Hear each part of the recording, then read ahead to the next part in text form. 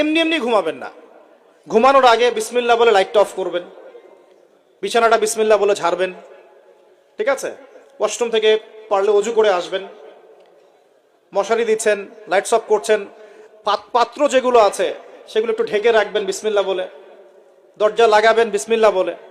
এরপর 3 বার পড়বেন সূরা ইখলাস একবার, সূরা ফালাক একবার, সূরা নাস একবার, পরে হাত একত্রিত করে ফু দিয়ে গা মাসাহ করবেন। এই কাজটা 3 বার করবেন। একবার আয়াতুল কুরসি পড়বেন, সূরা বাকারার 255 নম্বর আয়াত, আল্লাহু লা ইলাহা ইল্লা হুয়াল হাইয়ুল কাইয়ুম, এটা শেষ পর্যন্ত। এরপর সূরা বাকারার শেষের 3টা আয়াত পড়বেন, লিল্লাহি মা ফিস সামাওয়াতি, এখান থেকে ফানসুরনা আলাল কওমিল কাফিরিন পর্যন্ত।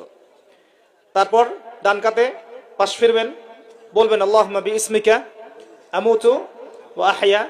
হাত নিবেন, হাতে গুনতে থাকবেন সুবহানাল্লাহ সুবহানাল্লাহ সুবহানাল্লাহ 33 বার, আলহামদুলিল্লাহ আলহামদুলিল্লাহ আলহামদুলিল্লাহ 33 বার, আল্লাহু আকবার আল্লাহু আকবার আল্লাহু আকবার 34 বার, ঘুমিয়ে যাবেন। এখন যদি আপনি 6 ঘন্টা ঘুমান, আপনি নবী সাল্লাল্লাহু আলাইহি ওয়াসাল্লামের সুন্নত অনুযায়ী ঘুমিয়েছেন, প্রত্যেক ঘন্টা ঘুমানোর জন্য আল্লাহ আপনাকে নেকি দিবেন ইনশাআল্লাহ। এমনি ঘুমালে নেকি হতো না, রেস্ট নেওয়া হতো। আমি একজন ব্যক্তিত্বের কথা বলছি, যার প্রতিটা কাজ অনুসরণ করলে ইনশাআল্লাহ জানা অনুযায়ী আমলটা হয়ে যাবে, আল্লাহর কাছে আমরা মাকবুল হব ইনশাআল্লাহ, পারা যাবে ইনশাআল্লাহ। ঘুম থেকে উঠলেন, এমনি এমনি উঠে চলে যাবেন না, উঠেন, বসেন, বসে ঘুমের ভাব দূর করেন, দূর করে বলবেন আলহামদুলিল্লাহিল্লাযী আহইয়ানা বা'দা মা আমাতানা ওয়া ইলাইহিন নুশুর। এবার বাথরুমে যান, বাথরুমে গিয়েই বাথরুমে ঢুকে গান গাওয়া শুরু করবেন না। বাথরুমে ঢুকেই বাম পা দিয়ে ঢুকবেন, ঢোকার সময় বলবেন বিসমিল্লাহ আল্লাহুম্মা ইন্নী আউযু বিকা মিনাল খুবসি ওয়াল খাবাইস। বাথরুমে কিন্তু জিন শয়তান থাকে। বাথরুমে কি থাকে? বিজ্ঞান এটা প্রমাণ করতে পারে নাই, এগুলো নাসা বিশ্বাস করবে না, কিন্তু আল্লাহর রাসূল যেহেতু বলেছেন আমরা বিশ্বাস করব। বিজ্ঞান কি সব আবিষ্কার করতে পেরেছে? বিজ্ঞান কি সব আবিষ্কার করতে পেরেছে? বিজ্ঞানের আবিষ্কার কত পার্সেন্ট? এই মহাবিশ্বের 1%ও না, মহাবিশ্বের 1%ও না। আমাদের দেহের মধ্যেই যে রুহটা আছে, এই রুহটার কি কোনো ব্যাখ্যা করতে পারা গেছে?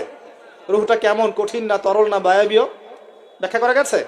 ইয়াসআলুনাকা আনির রূহ কুলির রূহু মিন আমরি রাব্বি ওয়া মা উতীতুম মিনাল ইলমি ইল্লা কলিলা। আল্লাহ পাক বলছেন, হে নবী, তারা তোমাকে রূহ সম্পর্কে জিজ্ঞাসা করে, আত্মা সম্পর্কে জিজ্ঞাসা করে, তুমি বলে দাও এটা তোমার রবের আদেশ মাত্র, রবের আদেশে এসেছে, আদেশেই চলে যাবে, আর এ বিষয়ে তোমাদেরকে বেশি জ্ঞান দেয়া হয় নাই। তাহলে এই জ্ঞান কি দেয়া হয়েছে আমাদেরকে? জ্ঞান দেয়া হয় না। আর জ্ঞান কি আমরা নিজেরাই প্রডিউস করি না আল্লাহ পাক জ্ঞান দেন? কোনটা? আল্লাহ পাক কি বলছেন?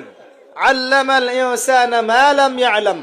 মানুষকে আল্লাহ পাক সেই জ্ঞান শিক্ষা দিয়েছেন যা মানুষ জানতো না। তার মানে সৃষ্টিগতভাবে আমরা জ্ঞানী ছিলাম না। আদম আলাইহিস সালামকে সৃষ্টি করে আল্লাহ পাক কি করছেন? ওয়া আল্লামা আদামাল আসমা কুল্লাহা।